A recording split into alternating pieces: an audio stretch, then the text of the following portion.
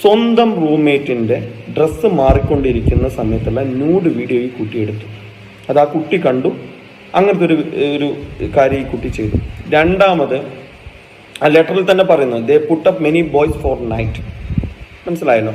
അതേപോലെ തന്നെ all international female students, സ്ത്രീകൾക്ക് വേണ്ടി സംസാരിക്കുന്ന കുട്ടീനെ തന്നെ അവിടെയുള്ള ഇന്റർനാഷണൽ എല്ലാ സ്റ്റുഡൻസും ഈ കുട്ടി ഒരു ശല്യമാണ്. അപ്പൊ നമ്മുടെ നടൻ സിദ്ദീഖ് അമ്മയുടെ ജനറൽ സെക്രട്ടറി സ്ഥാനം രാജിവെച്ചിരിക്കുകയാണ് സുഹൃത്തുക്കളെ. എല്ലാവരും അറിഞ്ഞു കാണും ആ വാർത്ത. തനിക്കെതിരെ പീഡനാരോപണം നേരിട്ടതിന് പിന്നാലെ സ്വമേധയാൽ പുള്ളിക്കാരൻ രാജിവെച്ച് പുറത്തു പോവുകയായിരുന്നു. ഇന്ന് രാവിലെ എഴുന്നേറ്റപ്പോൾ തന്നെ കേട്ട വാർത്ത ഇതാണെന്നുള്ളതാണ്. എന്തായാലും രാജിവെച്ചു എന്ന് അറിഞ്ഞതിൽ വളരെ സന്തോഷം. പൊയ്മുഖങ്ങൾ ഓരോന്നായി അഴിഞ്ഞു വീഴട്ടെ അല്ലേ. എന്തായാലും രാജിക്ക് പിന്നാലെ ഈ നടൻ സിദ്ദീഖ് രാവിലെ തന്നെ റിപ്പോർട്ടർ ടിവിയോട് സംസാരിച്ചിട്ടുണ്ടായിരുന്നു. ആര്? നമ്മുടെ അരുണിനോട്. നമുക്ക് എന്തായാലും അതൊന്ന് കണ്ടുനോക്കാം. Good morning Arun. Good morning. എനിക്കെതിരെ ഇങ്ങനെ ഒരു കടുത്ത ആരോപണം വന്ന സ്ഥിതിക്ക് ഞാൻ അതിന്റെ ഒരു ധാർമ്മികമായ ഒരു ഉത്തരവാദിത്വം ഏറ്റെടുത്തുകൊണ്ട് ഞാൻ സ്വമേധയാ ആ സ്ഥാനത്ത് നിന്നും രാജിവെക്കുന്നതായിട്ട് ഞാൻ ഇന്ന് രാവിലെ മോഹൻലാലിനെ അറിയിച്ചിട്ടുണ്ട്. അതെ, അതെന്തായാലും നന്നായി. സിദ്ദീഖ് ധാർമ്മിക ബോധമുള്ള ഒരു പൗരനായതുകൊണ്ട് എന്തുകൊണ്ടും ഈ രാജ്യം നല്ലതാണ്. അങ്ങനെ ഇപ്പൊ വേണമെങ്കിൽ പറയാല്ലേ, അല്ലാണ്ട് ഇപ്പൊ എന്ത് പറയാനാണ്. മനുഷ്യന്മാരുടെ ഓരോരോ അവസ്ഥകളെ ഇന്നലെ വരെ സെലിബ്രിറ്റീസിന്റെ സംഘടനയുടെ തലപ്പത്തിരുന്ന് വരച്ചയാളാണ്. ഇപ്പോഴത്തെ അവസ്ഥ നോക്കി നിങ്ങള്. എല്ലാരും കൂടി നിലത്തിട്ട് ചവിട്ടി അരിക്കുന്ന അവസ്ഥയായിരിക്കണം. ഇത്രയേ ഉള്ളൂ മനുഷ്യന്റെ അവസ്ഥ. തലപ്പത്ത് കയറാനും താഴെ ഇറങ്ങാനൊന്നും അധികം സമയമൊന്നും വേണ്ട. എന്തായാലും സിദ്ദീഖിന് പറയാനുള്ള ബാക്കി കൂടി കണ്ടോക്കാം. സിദ്ദീഖ്, എനിക്കത് വ്യക്തിപരമായ വിഷമമുള്ളൊരു കാര്യം കൂടിയാണ്. കാരണം എനിക്ക് സിദ്ദീഖിനെ നേരിട്ട് അറിയാവുന്നത് കൊണ്ട് തന്നെ ഞാനിത് ആ വാർത്ത ഫോളോ ചെയ്യുന്നുണ്ടായിരുന്നു. പക്ഷേ അതിനകത്തൊരു വ്യക്തത വരണമെന്ന് ഞങ്ങൾക്ക് നിശ്ചയമുള്ളത് കൊണ്ടാണ് പല കാര്യങ്ങളിലും ഞങ്ങളൊരു അല്പസമയം താമസിച്ചു കൊടുക്കാം പല കാര്യങ്ങളും എന്ന് തീരുമാനിച്ചത്. നേരത്തെ വന്നിരുന്നൊരു വാർത്തയുമാണ്. ഇപ്പോൾ വീണ്ടും ആ നടി ആ കാര്യങ്ങൾ വെളിപ്പെടുത്തുമ്പോൾ വീണ്ടും സ്വാഭാവികമായൊരു സംശയം ഉണ്ടാവും. യഥാർത്ഥത്തിൽ അന്ന് എന്താണ് സംഭവിച്ചത് സിദ്ദീഖ്? അത്തരം കാര്യങ്ങൾ വിശദമായിട്ട് സംസാരിക്കാം. ഞാൻ ഇപ്പൊ ഈ രാജി എന്നുള്ള വിവരം മാത്രം ഞാൻ നിങ്ങൾ എല്ലാവരും അറിയിക്കുകയാണ്. ഞാൻ ആദ്യ സ്ഥാനത്ത് തുടരുന്നില്ല. ഞാൻ ഊട്ടിയിലാണ് ഉള്ളത്. ഞാൻ നാട്ടിലില്ല. ഞാൻ ഷൂട്ടിങ്ങുമായിട്ട് ബന്ധപ്പെട്ട് ഊട്ടിയിലാണ് ഉള്ളത്. നാട്ടിലെത്തിയതിനു ശേഷം ഉണ്ടായിരുന്നോ ഈ നടിയുമായി? അത് മാത്രം ഒന്ന് സൂചിപ്പിച്ചാൽ അതൊക്കെ വിശദമായിട്ട് സംസാരിക്കാമായിരുന്നു. ഇപ്പൊ ഈ കാര്യം എല്ലാവരും അറിയിച്ചോട്ടെ. കട്ട് ചെയ്ത് ആശാങ്ക ഓള് കട്ട് ചെയ്ത്. ഇവിടെയാണ് സിദ്ദീഖ് എന്ന അതുല്യ പ്രതിഭയെ സംഭവിച്ചു പോണത്. ലോകത്ത് എന്തൊക്കെ സംഭവിച്ചാലും കീമേൽ മറിഞ്ഞാലും പുള്ളിക്കാരൻ ജോലിന്റെ കാര്യത്തിൽ കർശക്കാരനാണ് അല്ലേ. ചെയ്യാനുള്ള കാര്യങ്ങൾ ചെയ്തു തീർക്കും. നിങ്ങൾ പാലിച്ചു നോക്കി. ഇത്രയും ഗുരുതരമായിട്ടുള്ള ആരോപണങ്ങൾ നേരിട്ടിട്ടും പുള്ളിക്കാരനെ ഷൂട്ടിങ്ങിന് വേണ്ടി ഊട്ടിയിലേക്ക് പോയതാണ്. മുമ്പ് നിങ്ങൾ ഓർക്കുന്നുണ്ടാകും, ഹേമ കമ്മിഷൻ റിപ്പോർട്ട് പുറത്തു വന്നപ്പോൾ അമ്മയുടെ ജനറൽ സെക്രട്ടറി എന്ന നിലയിൽ എന്താണ് അഭിപ്രായം എന്ന് ചോദിച്ചപ്പോൾ പുള്ളിക്കാരൻ പറഞ്ഞ എന്താണ്, ഞങ്ങളിപ്പോ അമ്മേന്റെ ഒരു ഡാൻസ് പ്രോഗ്രാമിലാണ്, ആ ഡാൻസ് ഒക്കെ കഴിഞ്ഞിട്ട് പ്രതികരിക്കുക എന്നുള്ളതാണ്. അതാണ് പുള്ളിക്കാരൻ വർക്കും ഡാൻസ് ഷൂട്ടിംഗ് ഒക്കെ കഴിഞ്ഞിട്ടുള്ള എന്ത് കാര്യവും അവിടെ ഞാൻ സമ്മതിച്ചു എന്നുള്ളതാണ്. ഇതൊക്കെ ഒരു തരം എക്സ്ക്യൂസുകളാണ്. ഇത്രയും വലിയ ഗുരുതരമായിട്ടുള്ള ആരോപണമാണ് പുള്ളിക്കാരനെതിരെ വന്നിട്ടുള്ളത്. അപ്പൊ പബ്ലിക്കിൽ വന്ന് എന്ത് പറയണമെന്ന് ആലോചിച്ചുണ്ടാക്കാൻ പുള്ളിക്കാരന് കുറച്ച് സമയം വേണം. അതിന് വേണ്ടിയാണ് ഇങ്ങനെ ഓരോരോ എക്സ്ക്യൂസുകൾ പുള്ളിക്കാരൻ എടുത്ത് പുറത്തിടുന്നത്. ഈ ഷൂട്ടിംഗ് എന്ന് പറഞ്ഞാൽ 2-3 ദിവസം എന്ന് പറയുന്നത് പുള്ളിക്കാരൻ ഊട്ടിയിരുന്ന് എന്ത് പറയണമെന്ന് ആലോചിക്കാൻ വേണ്ടിയിട്ടാണ്. നല്ലതാണ്, വളരെ നല്ലതാണ്. ഇങ്ങനെ ചാടി കയറി പ്രതികരിച്ച് വീണ്ടും മൂക്ക് വാങ്ങുന്നതിലും ഭേദം സാവധാനം പ്രതികരിച്ച് സാവധാനം മൂക്ക് മേടിക്കുന്നതാണ്. ഇനിയിപ്പോ അങ്ങനെയൊക്കെ ചെയ്യാനല്ലേ നിവൃത്തിയുള്ളൂ. എന്നിരുന്നാലും രേവതി സമ്പത്ത് എന്ന് പറയുന്ന യുവനടിയുടെ ആരോപണത്തിന്റെ പേരിലാണ് ഇപ്പൊ സിദ്ദീഖ് ഇപ്പൊ രാജിവെച്ചിട്ടുള്ളത് അല്ലെ. തന്നെ മസ്കറ്റ് ഹോട്ടലിൽ കൊണ്ടുപോയി പീഡിപ്പിച്ചു എന്നുള്ളതാണ് ഈ പെൺകുട്ടി ആരോപിച്ചത്. നമ്മൾ രാവിലെ ഇതുമായി ബന്ധപ്പെട്ട് ഡീറ്റെയിൽ ആയി സംസാരിച്ചു കഴിഞ്ഞതാണ്. എന്നിരുന്നാലും 2021 അതായത് 3 വർഷം മുന്നേ ഇതേ സിദ്ദീഖിനെതിരെ ഇതേ യുവതിയെ ആരോപണം ഉന്നയിച്ചിട്ടുണ്ടായിരുന്നു. പക്ഷെ അന്ന് അത് ആരും വലിയ മുഖവിലക്ക് എടുത്തില്ല എന്നുള്ളതാണ്. പിന്നീട് വീണ്ടും ഹേമ കമ്മീഷൻ റിപ്പോർട്ട് പുറത്തു വന്നതിന്റെ പശ്ചാത്തലത്തിൽ ഈ പെൺകുട്ടി പ്രതികരിച്ചപ്പോൾ എല്ലാവരും അത് ഏറ്റുപിടിച്ചു എന്നുള്ളതാണ് നല്ല കാര്യം. എന്നിരുന്നാലും ഇത്രയും വിവാദമായ സ്ഥിതിക്ക് ഇപ്പൊ ഈ പെൺകുട്ടി സോഷ്യൽ മീഡിയയിൽ കത്തി നിൽക്കുന്ന സാഹചര്യത്തിൽ ഞാൻ ഇന്നലെ ഈ പെൺകുട്ടിയെ കുറിച്ച് ഡീറ്റെയിൽ ആയി പഠിക്കാൻ തന്നെ തീരുമാനിച്ചു. സ്വാഭാവികമായിട്ടും ഇത്തരം ടോപ്പിക്കുകളെ കുറിച്ച് സംസാരിക്കുന്ന ഒരു വ്യക്തി എന്ന നിലയിൽ നമ്മൾ എല്ലാ കാര്യവും എടുത്തു നോക്കി പരിശോധിക്കണമല്ലോ. അങ്ങനെ ഏകദേശം ഇന്നലെ രാത്രി ഒരു 3 മണി വരെയെങ്കിലും ഞാൻ പുള്ളിക്കാരന്റെ ഡീറ്റെയിൽസ് എടുത്തുകൊണ്ടിരിക്കുകയായിരുന്നു. പുള്ളിക്കാരെ കുറിച്ച് മുമ്പ് വന്ന വാർത്തകളും പുള്ളിക്കാരുടെ സോഷ്യൽ മീഡിയ ഹാൻഡിലും ഒക്കെ എടുത്ത് ഞാൻ പരിശോധിച്ചു നോക്കി. ആ പരിശോധിച്ചതിന്റെ അടിസ്ഥാനത്തിൽ എനിക്ക് ചില കാര്യങ്ങൾ ലഭിക്കുകയുണ്ടായി. അതുകൊണ്ടാണ് ഞാൻ ഈ വീഡിയോ ചെയ്യാൻ തീരുമാനിച്ചതും. സംഭവം മറ്റൊന്നുമല്ല, 2021 ഈ പെൺകുട്ടി ഫേസ്ബുക്കിൽ ഒരു പോസ്റ്റ് ഇട്ടിട്ടുണ്ടായിരുന്നു. ഞാൻ ആ പോസ്റ്റോട് ചെയ്ത് കൊടുക്കാം. എന്താണ് ആ പോസ്റ്റിൽ പറയുന്നത് നമുക്കൊന്ന് വായിച്ചു നോക്കാം. എന്റെ ജീവിതത്തിൽ എന്നെ ഇതുവരെ സെക്ഷലി, മെന്റലി, വെർബലി, ഇമോഷണലി പീഡിപ്പിച്ച പ്രൊഫഷണൽ, പേഴ്സണൽ, സ്ട്രേഞ്ച്, സൈബർ ഇടങ്ങളിലുള്ള അബ്യൂസേഴ്സിന്റെ അഥവാ ക്രിമിനലുകളുടെ പേരുകൾ ഞാൻ ഇവിടെ മെൻഷൻ ചെയ്യുന്നു. ഇതാണ് പോസ്റ്റ്. എന്നിട്ട് 12-14ഓളം ആളുകളുടെ പേരുകൾ കൊടുത്തിട്ടുണ്ട് അല്ലെ. അതിൽ സിദ്ദീഖിന്റെ പേര് വരുന്ന 2ാം സ്ഥാനത്താണ് അല്ലെ. ഫസ്റ്റ് ചെയ്തൊരു സംവിധായകനാണ്. ഇത് പുള്ളിക്കാരി പബ്ലിഷ് ചെയ്തെന്നാണ് 3 വർഷം മുന്നേ, അതായത് 2021. ഈ പോസ്റ്റിന് പിറകെ തന്നെ പുള്ളിക്കാരി 1.25 മണിക്കൂർ ലൈവ് പോയിട്ടുണ്ടായിരുന്നു. ആ ലൈവിൽ പുള്ളിക്കാരി ഈ പീഡനങ്ങളെ കുറിച്ചെല്ലാം ഡീറ്റെയിൽ ആയി സംസാരിക്കുന്നുണ്ട്. ആ സംസാരിക്കുന്നതിനിടയ്ക്ക് പുള്ളിക്കാരുടെ വായിൽ നിന്നും ഒരു സംഭവം അങ്ങ് പുറത്തേക്ക് ചാടി. അത് പുള്ളിക്കാരിക്ക് തന്നെ വിനയായി മാറി എന്ന് പറഞ്ഞാൽ മതിയല്ലോ. നമുക്ക് എന്തായാലും ആ ലൈവിലെ ആ ഭാഗം ഒന്ന് കണ്ടുനോക്കാം. ഇന്നലെ വേറെ ഒരു കാര്യം കൂടെ ഞാൻ പറയട്ടെ. ഇന്നലെ വേറെ ഇതൊരു ഒരു സർട്ടിഫിക്കറ്റും തൂക്കി പിടിച്ചിട്ട് ഒരുത്തൻ കമന്റ് ബോക്സിൽ കിടന്ന് കളിക്കുന്നുണ്ട്. ഞാൻ ആരും അബ്യൂസ് ചെയ്തെന്നു, ഞാൻ ആരുടെ നഗ്ന വീഡിയോ പ്രൊമോട്ട് ചെയ്തെന്നൊക്കെ പറഞ്ഞിട്ട്. ഒരു മലയാളിയാണെന്ന് എനിക്ക് മനസ്സിലായി. കാര്യം ഞാൻ ടൈപ്പ് ചെയ്ത മലയാളമൊക്കെ അവന് വായിക്കാൻ പറ്റുന്നുണ്ട്. ഏവനാണെങ്കിലും ശരി, നിനക്കൊക്കെ എന്തെങ്കിലും എൻ്റെ പേരിൽ കംപ്ലൈന്റ് ഉണ്ടെങ്കിൽ കൊണ്ട് കേസ് കൊടുക്കും, നമുക്ക് അവിടെ കാണാം. മനസ്സിലായി? അല്ലാതെ പേഴ്സണലി കമന്റ് ബോക്സിനകത്ത് വന്ന് എന്തെങ്കിലും ഒന്നും പറഞ്ഞിട്ട് കാര്യമില്ല.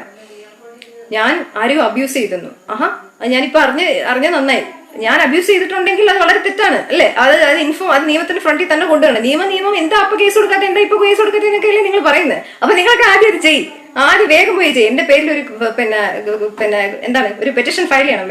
ഓക്കെ, അപ്പൊ അങ്ങനെയൊക്കെയാണ് കാര്യങ്ങൾ. സംഭവം മനസ്സിലായോ? പുള്ളിക്കാരി ലൈവ് ചെയ്തുകൊണ്ടിരിക്കുന്ന സമയത്ത് പുള്ളിക്കാരുടെ കമന്റ് ബോക്സിൽ ഒരു കമന്റ് വന്നു, പുള്ളിക്കാരി മുമ്പ് ആരെയോ സെക്ച്വലി അബ്യൂസ് ചെയ്തെന്നും പറഞ്ഞുകൊണ്ട്. അതിന്റെ തെളിവെന്നാണ് ഫേസ്ബുക്കിന്റെ കമന്റ് ബോക്സിൽ ഒരു സർട്ടിഫിക്കറ്റും കൊടുത്തിട്ടുണ്ടായിരുന്നു ഈ കമന്റ് ഇട്ട ആള്. അതിന് പുള്ളിക്കാരി കൊടുത്ത മറുപടിയാണ് നമ്മളിപ്പോ കേട്ടത്. എന്നാ താൻ പോയി കേസ് കൊടു എന്നുള്ളൊരു അശരീരി അല്ലെ?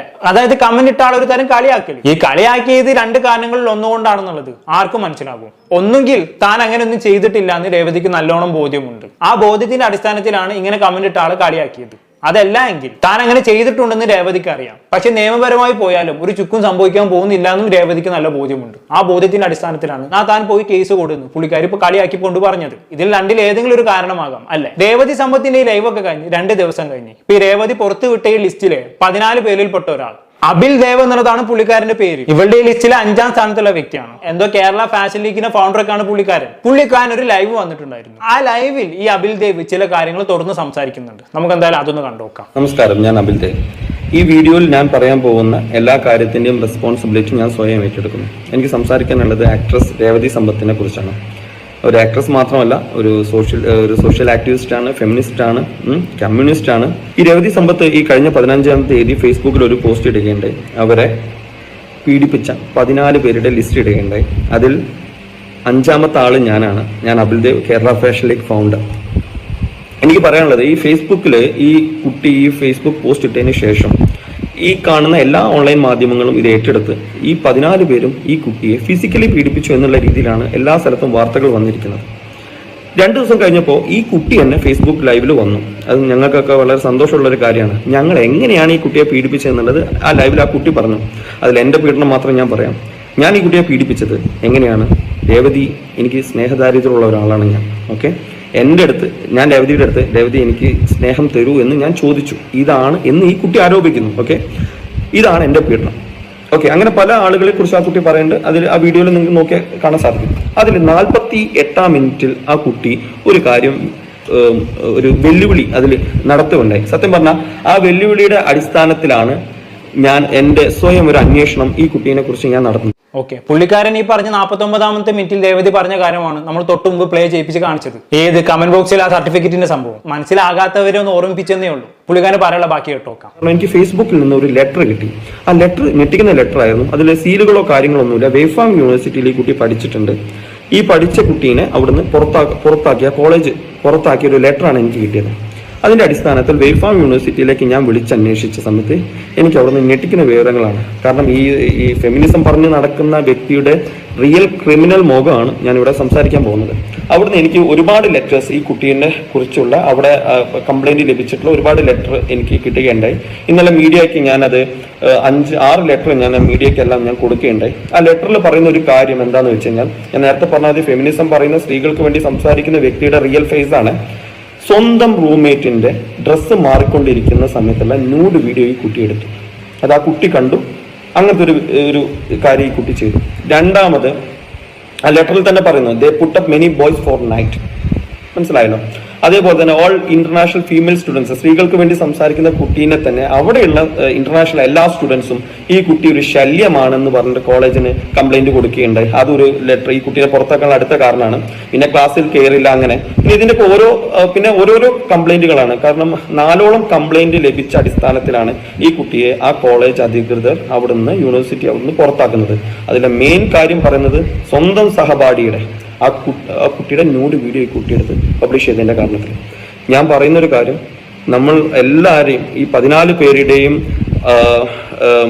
പീഡനം ഈ കുട്ടി തന്നെ പറയുകയുണ്ടായി. ഇത് പുറത്ത് ഇത് അറിയപ്പെടുന്നത് ഞങ്ങളെല്ലാവരും ഈ കുട്ടിയെ ഫിസിക്കലി പീഡിപ്പിച്ചെന്നുള്ള രീതിയിലാണ്. കാരണം ഞങ്ങൾക്കെല്ലാം ഫാമിലികളുണ്ട്. അത് പല രീതിയിലും ഇത് എല്ലാവർക്കും പല രീതിയിൽ അത് എഫക്ട് ചെയ്തിട്ടുണ്ട്. ഇത്രയും പറയുന്ന ഈ രേവതിയുടെ ഫേസ്, റിയൽ ഫേസ് ജനങ്ങളെ തിരിച്ചറിയണം, ജനങ്ങൾ മനസ്സിലാക്കണം. ഒരു പബ്ലിസിറ്റി സ്റ്റണ്ടിന് വേണ്ടിയിട്ട് ഈ കുട്ടി കാട്ടിക്കൂട്ടുന്ന ഇത്രയും കോപ്രായങ്ങളെ ആരും പ്രൊമോട്ട് ചെയ്യാതിരിക്കുക. ഇങ്ങനത്തെ ഇത് നിയമത്തിന് മുന്നിൽ കൊണ്ടുവരിക. സത്യം പറഞ്ഞാൽ തെറ്റ് ചെയ്തിട്ടുണ്ടെങ്കിൽ ആൺകുട്ടിയായാലും പെൺകുട്ടിയായാലും ശരി ഒരു നിയമം തന്നെയാണുള്ളത്. ഇത്രയും ക്രിമിനലിസം കാണിക്കുന്ന ഈ കുട്ടിയുടെ റിയൽ ഫേസ് എനിക്ക് തുറന്നു കാട്ടാൻ സാധിച്ചു. ഞാൻ എല്ലാ ഡോക്യുമെന്റേഷൻ, അതാണ് ഈ വീഡിയോയിൽ ആദ്യം പറഞ്ഞത്, ഈ വീഡിയോയുടെ എല്ലാ റെസ്പോൺസിബിലിറ്റി ഞാൻ സ്വയം ഏറ്റെടുക്കുന്നു. രേവതി സമ്പത്തിനെ തിരിച്ചറിയുക. Thank you. ഓക്കെ, അപ്പൊ അങ്ങനെയൊക്കെയാണ് കാര്യങ്ങൾ. അപ്പൊ സംഭവം നമ്മൾ വിചാരിച്ചോടത്തൊന്നല്ല കാര്യങ്ങളെന്ന് അർത്ഥം. ഇങ്ങനെ പറഞ്ഞാൽ നിങ്ങൾക്ക് മനസ്സിലായല്ലോ. അതായത് ആ ലൈവിൽ വന്ന കമന്റിന്റെ അടിസ്ഥാനത്തിൽ പുള്ളിക്കാരനെ അന്വേഷിച്ചു പോയി. അങ്ങനെ ഇവിടെ പഠിച്ച വെയ്ഫ യൂണിവേഴ്സിറ്റിയിൽ ഇങ്ങനെ വിളിച്ച് അന്വേഷിച്ചപ്പോൾ അറിയാൻ സാധിച്ചത് എന്താണ്? ഒരുപാട് സൊറകൾ കോടതിയിൽ പുള്ളിക്കാർ നടത്തിയിട്ടുണ്ട് അല്ലെ. സഹപാഠിയുടെ നഗ്ന വീഡിയോ പകർത്തി, അതുപോലെ എന്തോ ദേ പുട്ടപ്പ് മെനു ബോയ്സ് ഇൻ എന്തോ കുന്നറണം പറഞ്ഞല്ലോ. ഞാനത് ട്രാൻസ്ലേറ്റ് ചെയ്യുന്നില്ല. ഇനി ഞാനത് ദുർവ്യാഖ്യാനം ചെയ്തെന്നാവണ്ട, നിങ്ങൾ തന്നെ സ്വയം അതിന്റെ അർത്ഥം കണ്ടെത്തിക്കോളാം. പിന്നെന്താ പറഞ്ഞത്? കൂടുതൽ സഹപാഠികളെ നിരന്തരം ശല്യം ചെയ്തു. അങ്ങനെ 4-5 കംപ്ലൈന്റുകൾ പുള്ളിക്കാരിക്ക് ആ യൂണിവേഴ്സിറ്റിയിൽ ഉണ്ടായിരുന്നു എന്നുള്ളതാണ് അല്ലെ. അതിന്റെ അടിസ്ഥാനത്തിൽ ആ യൂണിവേഴ്സിറ്റിയിൽ നിന്ന് പുള്ളിക്കാരെ പുറത്താക്കി എന്നുള്ളതാണ് ഇങ്ങനെ പറയുന്നത്. അതിന്റെ ഡീറ്റെയിൽസും തെളിവുകളും എല്ലാം പുള്ളിക്കാരന്റെ കയ്യിലുണ്ട്. ആരുടെ? ഈ അബിൽദേവിന്റെ കയ്യിൽ. അത് മീഡിയക്ക് ഞാൻ കൊടുത്തെന്നും പുള്ളിക്കാരൻ ലൈവിന് തുടക്കത്തിൽ പറയുന്നുണ്ട് അല്ലെ. പക്ഷെ ഞാൻ അതിനെ കുറിച്ച് കുറെ തപ്പി നോക്കി, ഒരു മീഡിയയിലും എനിക്കത് കാണാൻ സാധിച്ചില്ല എന്നുള്ളതാണ്. ഒരു പക്ഷെ അന്നത് വലിയ വാർത്താ പ്രാധാന്യം ഇല്ലാത്തത് കൊണ്ടാകാം മീഡിയസ് അതൊന്നും പബ്ലിക് ആക്കാത്തത്. ശരിക്കും പറഞ്ഞാൽ അബിൽദേവിന് ഇത് പബ്ലിക് ആക്കായിരുന്നു. ഒരു പക്ഷെ സ്വമേധയാ പബ്ലിക് ആക്കി കഴിഞ്ഞാണെങ്കിൽ തനിക്ക് എന്തെങ്കിലും പ്രശ്നം വരുമോ എന്ന് പേടിച്ചുകൊണ്ടാകാം പുള്ളിക്കാരൻ അത് മീഡിയക്ക് കൈമാറിയത്. അതല്ലെങ്കിൽ തന്നെക്കാളും റീച്ച് മീഡിയക്ക് കിട്ടുമെന്ന് കരുതിയാകാം. എന്തോ ആയിക്കോട്ടെ, ഇപ്പം പുള്ളിക്കാരന്റെ കയ്യിൽ ഈ തെളിവുകളൊക്കെ ഉണ്ടാവുമല്ലോ. തീർച്ചയായും അബിൽദേവിന്റെ കയ്യിൽ അങ്ങനത്തെ തെളിവുകൾ ഉണ്ടെങ്കിൽ പുറത്താക്കണം എന്നുള്ളതാണ് എന്റെ അഭിപ്രായം. അബിൽദേവ് ഇപ്പൊ എന്റെ വീഡിയോ കാണുന്നുണ്ടെങ്കിൽ അബിൽദേവിനോട് എനിക്ക് പറയാനുള്ളത്, നിങ്ങളുടെ ഭാഗത്ത് അന്ന് ന്യായം ഉണ്ടെങ്കിൽ ആ ന്യായം തെളിയിക്കാനുള്ള ഒരു അവസരമാണിത്. ഇപ്പൊ നിങ്ങൾ ഇതെടുത്ത് പബ്ലിക് ആക്കി കഴിഞ്ഞാണെങ്കിൽ സത്യം ജനം തിരിച്ചറിയും. കുറെ കഴിഞ്ഞിട്ടാണ് പബ്ലിക് ആക്കുന്നതെങ്കിൽ ഇതൊക്കെ കെട്ടടങ്ങിയിട്ടുണ്ടാകും. അത്ര എനിക്കിപ്പം പറയാനുള്ളൂ. അബിൽദേവ് വേണ്ട രീതിയിൽ കാര്യങ്ങൾ ചെയ്യുമെന്ന് കരുതുന്നു. എന്തൊക്കെയായാലും ഇങ്ങനെയൊക്കെയാണ് കാര്യങ്ങൾ കൊഴിഞ്ഞു മറിഞ്ഞുകൊണ്ടിരിക്കുന്നത്. പിന്നെ ഇങ്ങനെയൊക്കെ ഈ പെൺകുട്ടി ചെയ്തു എന്ന് കരുതി ഒരിക്കലും സിദ്ദീഖ് പുള്ളിക്കാരോട് ചെയ്ത കാര്യങ്ങളെ ചെറുതാക്കി കാണാൻ ആരും ശ്രമിക്കരുത്. കാരണം റേപ്പ് ഈസ് ഓൾവേസ് റേപ്പ്. അത് എത്ര മോശപ്പെട്ട കാര്യങ്ങൾ ചെയ്തൊരു പെണ്ണാണെങ്കിലും അവൾക്ക് പീഡനം അനുഭവിക്കേണ്ടി വന്നിട്ടുണ്ടെങ്കിൽ അത് റേപ്പ് തന്നെയാണ്. അതിനാ രീതിയിൽ തന്നെ ട്രീറ്റ് ചെയ്യണം. പിന്നെ ഇങ്ങനെയൊക്കെ സംഭവങ്ങൾ നേരിട്ടിട്ടും അത് പുറത്ത് വന്ന് പറയാൻ ധൈര്യം കാണിക്കണമെന്നുണ്ടെങ്കിൽ ചില്ലറ കടിച്ചു പോരാ. അതും പുള്ളിക്കാർ ചെയ്തിട്ടുണ്ട്. അപ്പൊ ഇത് വെച്ച് അതിനെ നിസ്സാരവൽക്കരിച്ച് കാണരുത് എന്നുള്ളതാണ് എന്റെ അഭിപ്രായം. പിന്നെ സിദ്ദീഖിന്റെ വിഷയത്തിൽ സിദ്ദീഖ് ഇതുവരെ പ്രതികരിച്ചിട്ടില്ല. ഈ ആരോപണം വന്ന ഉടനെ തന്നെ അമ്മയുടെ സെക്രട്ടറി സ്ഥാനം രാജിവെച്ചു. ചുരുക്കി പറഞ്ഞാണെങ്കിൽ ഈ പെൺകുട്ടിയുടെ ആരോപണങ്ങളെല്ലാം ശരിവെക്കുന്ന രീതിയിലായിരുന്നു സിദ്ദീഖിന് ഇതുവരെയുള്ള പ്രവർത്തനങ്ങൾ എന്ന് വേണമെങ്കിൽ പറയാം. അതിനെക്കുറിച്ചുള്ള ബാക്കി കാര്യങ്ങൾ സിദ്ദീഖിന്റെ പ്രതികരണം വന്നിട്ട് നമുക്ക് തീരുമാനിക്കാം അല്ലെ. അപ്പൊ ഇത്രയൊക്കെയാണ് കാര്യങ്ങളുടെ നിജസ്ഥിതി എന്ന് പറയുന്നത്. അധികം എനിക്ക് ഇവിടെ ഒന്നും പറയാനില്ല. എന്താണ് ഇതൊക്കെ കേട്ടിട്ട് നിങ്ങൾക്ക് തോന്നുന്നത്? താഴെ കമന്റ് ബോക്സിൽ രേഖപ്പെടുത്തുമല്ലോ. അപ്പോഴത്തെ ടോപ്പിക്കുമായി വീണ്ടും കാണാം.